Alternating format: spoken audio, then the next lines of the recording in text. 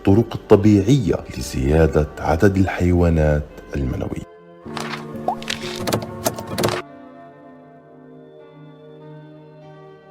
السلام عليكم ورحمة الله وبركاته. معكم دكتور يوسف من مركز علاج، واليوم سنتكلم عن الطرق الطبيعية لزيادة عدد الحيوانات المنوية. توجد العديد من الطرق كي نزيد من عدد الحيوانات المنوية وبشكل طبيعي عند الرجال، وهذا الشيء مهم جدا كي يساعد في تحسين الصحة الجنسية وتعزيز وتقوية فرص الإنجاب والحمل بين الزوجين. واليوم وبهذا الفيديو سوف نتكلم عن أهم الطرق لكي تزيد من عدد الحيوانات المنوية وبشكل طبيعي 100%. أول شيء يجب أن نتكلم عنه هو الطعام وتناول الأطعمة الخاصة قد يحسن ويزيد من عدد الحيوانات المنوية. وأبرز هذه الأطعمة التي تساعد في تحسين صحة الحيوانات المنوية وزيادة عددها الأطعمة الغنية بفيتامين سي، لأن فيتامين سي يعتبر مضاد للأكسدة، والإجهاد والأكسدة تؤثر سلبا على صحة وجودة السائل المنوي، وهذا قد يؤدي حتى إلى الإصابة بالعقم وتعدد الأمراض، وخاصة الفيروسات كالكورونا وغيرها طبعا، وخاصة مع التقدم بالعمر. وهذا هو السبب في اهتمامنا بنمط غذائي صحي وتقليل الإجهاد كي نمنع التأكسد الضار للجسم. الأطعمة الغنية وأبرزها في فيتامين سي هي البرتقال، الكيوي، الجوافة. ثاني مجموعة هي الأطعمة الغنية بفيتامين دي. فيتامين د والكالسيوم يؤثر على صحة الحيوانات المنوية وعددها وجودتها، وفي حالة نقص مستويات فيتامين د والكالسيوم في الجسم فهذا يؤدي إلى انخفاض عدد الحيوانات المنوية. يوجد العديد من مصادر فيتامين د، وأهمها التعرض فقط للأشعة الشمس، يعني بدون طعام، مجرد تعرضك 15 دقيقة يوميا لمصدر من أشعة الشمس المباشر يؤدي إلى زيادة بفيتامين د بالجسم. وكذلك تناول بعض الأطعمة مثل الأسماك الدهنية، الفطر، ومنتجات الحليب والشوفان يساعد في تحسين هذا الفيتامين الهام جدا. ثالثا، أكل الدهون الصحية، وتساعد الدهون الصحية في تعزيز صحة الحيوانات المنوية، ويشمل هذا الدهون وأوميغا 3 وأوميغا 6، حيث تعمل على تحسين حركة الحيوانات المنوية وزيادة عددها. تتوفر الدهون الصحية في مجموعة من الأطعمة التي يجب إدراجها في النظام الغذائي كي نحصل على فوائدها، كالأسماك الدهنية مثل السلمون والسردين والمكاريل، بالإضافة إلى زيت الزيتون والأفوكادو والمكسرات. الأطعمة أيضا الغنية بالفولات والزنك معا، وهذه الأطعمة تساهم في تناول حمض الفوليك والزنك معا في تحسين الصحة العامة للحيوانات المنوية، سواء عددها، جودتها، حركتها، وبصورة أفضل. كما أنه يزيد من نسبة التستوستيرون ويكبر من حجم القضيب، ويمكن الحصول على هذه الفولات من الخضروات الورقية والبرتقال والجريب فروت، البروكولي، البقوليات، وكذلك الأفوكادو والبامية. يتوفر الزنك في كثير من الأطعمة أيضا، مثل اللحوم الحمراء والبقوليات والمكسرات والشوكولاتة الداكنة ومنتجات الألبان والبيض. المجموعة التالية هي الأطعمة الغنية بفيتامين بي 12.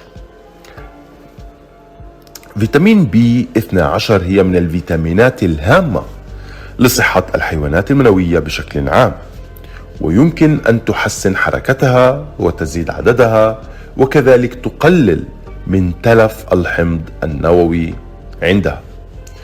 وكي نزيد من فيتامين بي 12 في الجسم ننصح بتناول الأسماك والمأكولات البحرية خاصة، مثل المحار والدواجن، واللحوم خاصة مثل الكبد، بالإضافة إلى منتجات الألبان مثل الحليب والبيض والأطعمة المخمرة مثل الزبادي وإلى غيرها.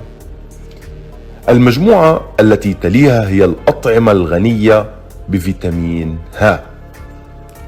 يحتوي فيتامين ه على خصائص مضادة للأكسدة والتي تحمي الحيوانات المنوية من التلف، وبالتالي ننصح بتناول الأطعمة الغنية بهذا الفيتامين.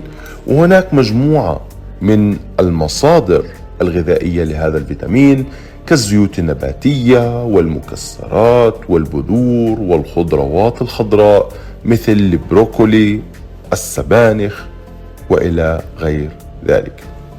هذا بخصوص الطعام، وحسب رأيي الطعام هو رقم 1 حجر البناء لتحسين كل من جودة وعدد وحركة الحيوانات المنوية. ننتقل إلى نظام في ممارسة الرياضة وكذلك المكملات الغذائية التي تحسن من هذا الشيء. إن ممارسة الرياضة تساعد على رفع مستويات هرمونات التستوستيرون في الجسم، كما أنها تعزز جودة السائل المنوي عند الرجال. والرياضة هامة بشكل عام للصحة، ولا حاجة لعرض جميع الفوائد لأننا جميعا نعرف ذلك، ولكن يجب أن نذكر هذه النقطة ونذكر بالرياضة، ولا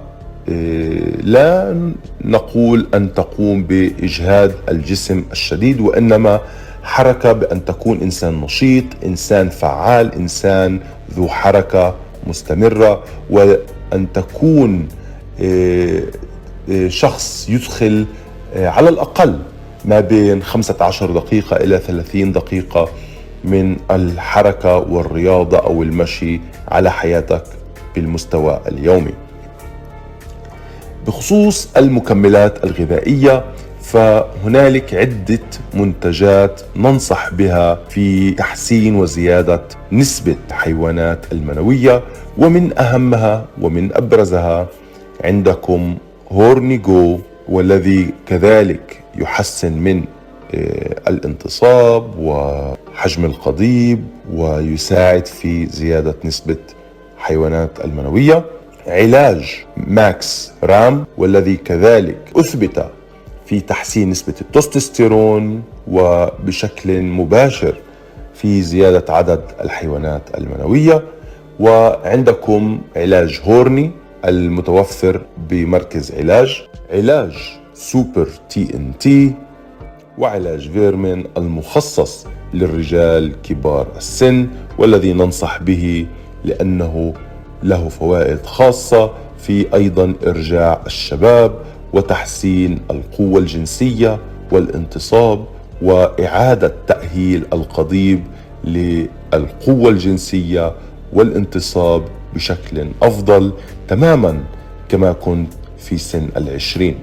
ولهذا ننصح بهذه المنتجات التي تقوي وتحسن عندك حجم وكمية الحيوانات المنوية. من أجل تحسين عدد الحيوانات المنوية بالمقابل علينا تجنب بعض العادات السيئة التي تضر وتقلل من عدد الحيوانات المنوية.